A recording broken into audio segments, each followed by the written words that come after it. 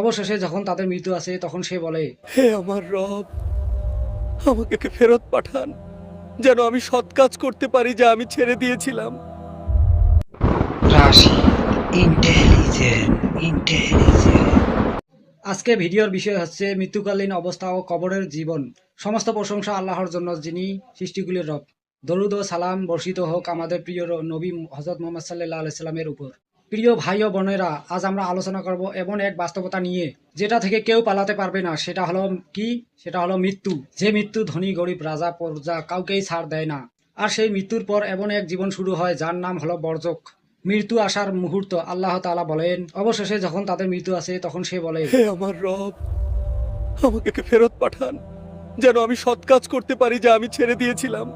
তখন আল্লাহ তাআলা বলেন, না। আর নয়। এটি একটি বাক্য যা সে বলবে, আর পুনরুত্থান পর্যন্ত তার সামনে থাকবে বর্জক। প্রিয় মুসল্লিগণ, এই আয়াত আমাদের কি শিক্ষা দেয়? ১. মৃত্যুর পর তার চোখ খুলে যায়। ২. ভালো কাজের জন্য সে সুযোগ চাইবে। ৩. কিন্তু আর ১ সেকেন্ডেও দেওয়া হবে না। ৪. তখন শুরু হবে বর্জখী জীবন। ৫. যা চলবে কেয়ামত পর্যন্ত।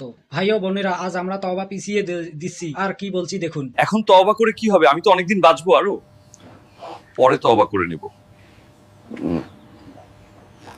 কিন্তু মৃত্যুর সময় তওবার কোনো দাম থাকবে না। বর্জক ও শাস্তির প্রমাণ সূরা গাফির আল্লাহ তাআলা বলেন, النار يعرضون عليها غدوا وعشيا ويوم تقوم الساعة أدخلوا آل فرعون أشد العذاب। ফিরআউনের অনুসারীদেরকে সকাল ও সন্ধ্যায় আগুনের সামনে উপস্থিত করা হয়, আর কিয়ামতের দিন বলা হবে তাদেরকে কঠোরতম আযাবে প্রবেশ করাও। এটা থেকে আমার শিক্ষা কি হলো? ১. বর্জক একটি বাস্তব জীবন। ২. সেখানে শাস্তি ও সুখ দুটোই আছে। ৩. কবরের শাস্তি ভয়ঙ্কর। ৪. কিন্তু কিয়ামতের শাস্তি আরো ভয়াবহ। হাদিসে বলা হয়েছে কবরের ভিতরের দৃশ্যের ঘটনা। বরা ইবনে আজেব রাদিয়াল্লাহু তাআলা আনহু একদিন রাসূলুল্লাহ সাল্লাল্লাহু আলাইহি ওয়াসাল্লাম এক দাফনে অংশ নিলেন। তখনও কবর খোঁড়া হচ্ছিল। কবরের পাশে তিনি বসে বললেন, তোমরা কবরের শাস্তি থেকে আল্লাহর কাছে আশ্রয় চাও। আমারও আশ্রয় চাওয়া উচিত এইরকম ভাবে। আল্লাহ, আমাকে কবরের আযাব থেকে রক্ষা করো।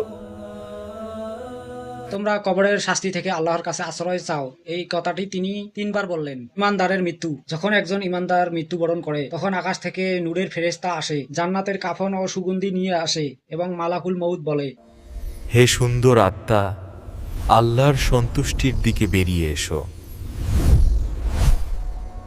আত্মা সহজে বেরিয়ে আসে এবং আকাশের দরজা খুলে যায় এবং আমলনামা লেখা হয় ইল্লিনে। তখন সুন্দর আত্মাকে কবরের প্রশ্ন করা হয়। ফেরেশতা জিজ্ঞেস করে, তোমার রব কে? তোমার দিন কি? এই মানুষটি কে? এই মানুষটিকে চেনেন? ইমানদার জবাব দেবে, আমার রব আল্লাহ, আমার দিন ইসলাম এবং ইনি আল্লাহর রাসূল সাল্লাল্লাহু আলাইহি ওয়াসাল্লাম। তখন আকাশ থেকে ঘোষণা আসবে, সে সত্য বলেছে। কবর প্রশস্ত হবে, জান্নাতের দরজা খুলে যাবে। এক সুন্দর মানুষ আসবে এবং সে বলবে, আমি তোমার নেক আমল। এখন কাফিরের আত্মা নিয়ে আলোচনা করি। কাফির ও গুনাহগারের মৃত্যু। কিন্তু যখন কাফির মারা যায়, কালো চেহারার ফেরেশতা আসে এবং আত্মা কষ্ট করে বের হয়।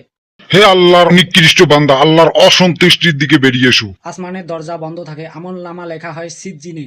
কবরে প্রশ্ন করা হলে সে বলবে, হায় হায়, আমি কিচ্ছু জানি না, আমি কিচ্ছু জানি না। তখন আকাশ থেকে ঘোষণা আসবে, সে মিথ্যা কথা বলেছে।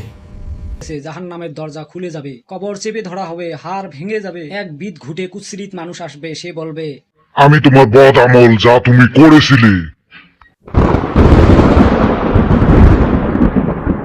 এখানে গুরুত্বপূর্ণ শিক্ষা হলো যা আমরা শিখলাম। ১. কবরের শাস্তি সত্য। ২. কবরের প্রশ্ন সত্য। ৩. বর্জকী জীবন সত্য। ৪. আজই প্রস্তুতি নিতে হবে। ৫. মৃত্যু অপেক্ষা করে না ভাই। শেষ নসিহত বলছি, শুনে যান। ভাই ও বোনেরা, আজকে যদি মৃত্যু আসে আমরা কি উত্তর দিতে পারবো? আমাদের কবর সুন্দর হবে নাকি ভয়ঙ্কর? এখনো সময় আছে, এখনো তওবার দরজা খোলা। মৃত্যুর আগে ফিরে আসুন আল্লাহর দিকে।